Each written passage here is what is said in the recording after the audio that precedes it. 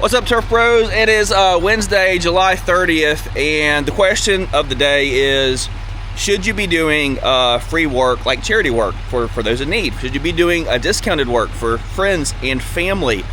Should you be offering charity services?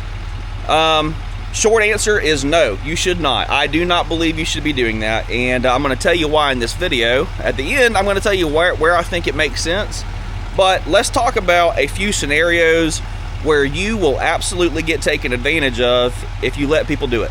All right, let's get the skid steer trailer hooked up real quick. That's actually where this whole conversation stems from. Is I'm going to be doing a job for a local elementary school that the job has been deeply discounted from like my normal rate, but I am not doing it for free. We were asked about doing it for free. The truth is, there's some work that I can do for free, and then there's some work that we cannot do for free at different times of the year specifically. Now, this project is a local elementary school that needs a courtyard planted for an area that's been neglected. They basically need to dress everything up. Okay, so this area obviously pretty overran with weeds, but it's about 25 by 25. So what I'm gonna do is I'm going to get the skid steer with the bucket. We're basically just gonna scrape all this stuff out. Do y'all hook your chains up crossways? I've heard people say that you're actually not supposed to do it crossways. Okay, first off, let's talk about friends. Should you be doing discounted work for friends? And that answer is an emphatic no. You should not. And any of your true friends, they understand that, and frankly, they would never ask nor expect you to discount your services. The problem that happens a lot is we all have a lot of acquaintances. We have acquaintances, and sometimes these acquaintances will reach out to me. They'll reach out to you in an effort to get a good deal. Now, they might not necessarily be wanting something for free, but they're reaching out to get that homeboy hookup, to get that real good price. And I understand that everybody wants to get a good deal. But the mindset that we have to have as business owners is we're not in the business of giving away good deals to acquaintances. That's not what we're here for. We have one sole mission for our doors being open, and that is to make a profit. That's it. Like, that is the sole goal of, like, why would you even be in business? The sole goal is to make a profit. Now, what we do is we give fair pricing and excellent value to acquaintances and friends, but we do not discount our rate for friends and acquaintances because we are in business to make a profit. We're not in business to make a killing and take advantage of people. We're in business and we work hard to make a profit, and I'm not passing on those profit, like the thing that I work so hard for, I'm not giving that away to friends and acquaintances. Number two, should you be doing sponsorships? Whether it's local sports teams, youth programs, dance programs, local schools, like you name it. Like, should you be doing sponsorships? I'm going to tell you what my policy is on that. We sponsor local youth teams, all right? But I've got a cap on how much I am willing to give, all right? I will usually sponsor, my son if he's doing baseball. I'll sponsor my daughter if she's doing dance or color guard, and then I usually have it in the bag for something that is totally unrelated to either of my children. Now, I don't want to toot my own horn, but I have donated and done things that have made me feel very good about that. But here's the problem: you can donate yourself to death, and once word gets out that you're a sponsor in your area, there comes a point, man, where you've just got to be able to say no, because you'll get sponsored to death. And I think we all have ran into that at some point.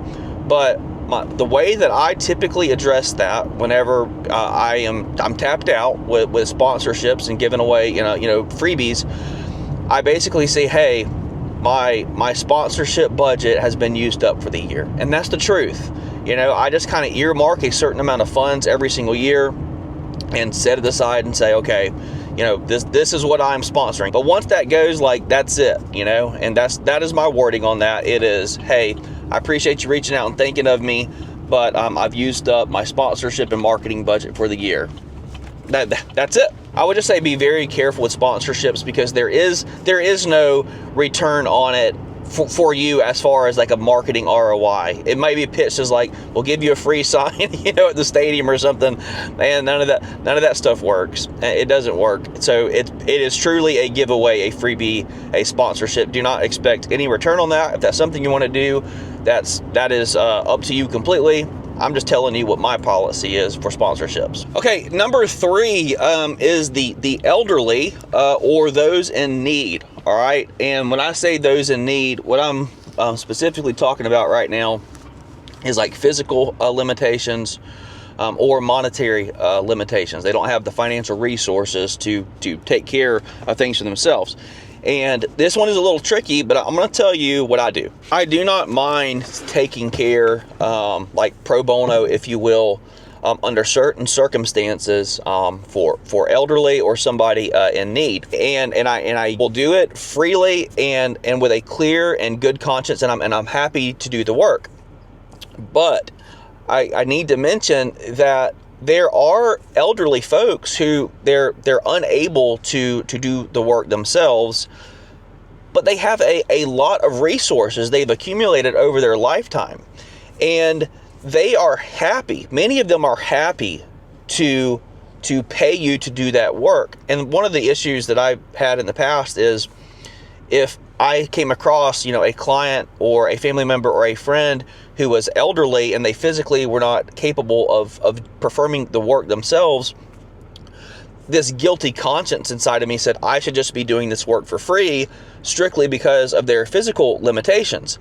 And the truth is they don't always want that. Just because they have physical limitations does not mean that they have monetary limitations. And many times those elderly folks feel much better about paying for that service that you are providing for them. So I would say, just because you are providing service for somebody who's physically not capable of handling the work themselves, that does not mean that you should do it for free. Just because you're a good person. I mean, you can still be a good person and they can still pay you, and it is a mutual agreement that they're happy, you're happy, it works out great. But then the other side of that coin is there are people who may not have the monetary resources, but they still have their physical health. And I'll be honest with you, I have a real problem with going out and putting in sweat and equity labor for myself or my crew, and not getting paid for somebody that, you know, doesn't have the monetary resources, but they're fully capable adults, you know, or they have teenagers in the house that are fully capable of handling yard work. And whenever I come across that, I'm just gonna be honest, like it is very rare that I will offer free services in that scenario, because you know what? Yeah, it's hard work, but you are physically capable of picking up a push mower. Just because you don't have the money doesn't mean that I should have to go out there and do that for free. And I'm sorry, that's just the way I feel about it. So I guess what I'm saying is the main component for me wanting to do free services for elderly or those in need is a physical limitation. If somebody has a physical limitation and they don't have financial resources, I'm still open to taking care of that property under certain circumstances. I've got to collect information, and I have to feel good about it. But if somebody has physical limitations and they have the resources to pay us, then many times they want to do that, and I'm saying that is a very, very good fit. So I would just say be careful about just wanting to do free services for somebody who has physical limitations, but feeling guilty about being paid. They have financial resources to pay you to do that. So, you know, I'm going to show you this finished product of this job, and you may say, well, John, I don't know, man. I feel like you should do that job for free. You know, I realize this video might not paint me in a good light. I could sit here and brag about myself and say, look how wonderful I am. I'm doing this for free, but you know what? I'm putting my money where my mouth is. I'm not going to sit here and tell you that you don't need to do work for free and then me go around and do work for free. I'm not doing that. So again, this is an example right here where some people may look at that and say, John, I can't believe you're charging that elementary school for that. Again, man, I'm putting my money where my mouth is. I'll never tell you to do something that I won't do because I believe it's the right thing. So what is your takeaway for this video? I think that you should be very guarded about the way that you do free and pro bono services. I think you should offer them. I think it actually has a great benefit for you. It is a benefit, obviously, to the person receiving the service, but there is an intangible benefit whenever you do something for somebody who can't do it for themselves physically, and this is key, and financially. You got to have both, in my opinion, to be doing free services. That's just my opinion on it. Stick around if you want to watch this landscaping transformation and take note of how much work's actually involved in this. I'll see you guys tomorrow.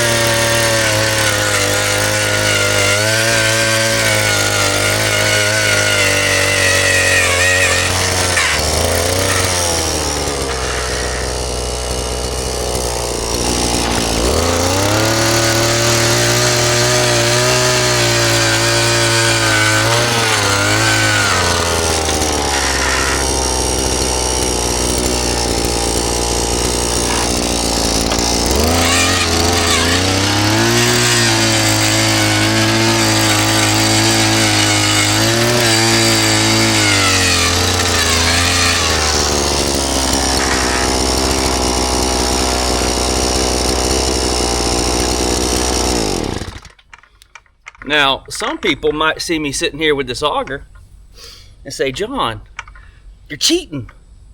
You're making it easy. You think this is easy? You come grab this auger. You come grab this auger and hoss it around and get it through clay. We'll see if it's easy.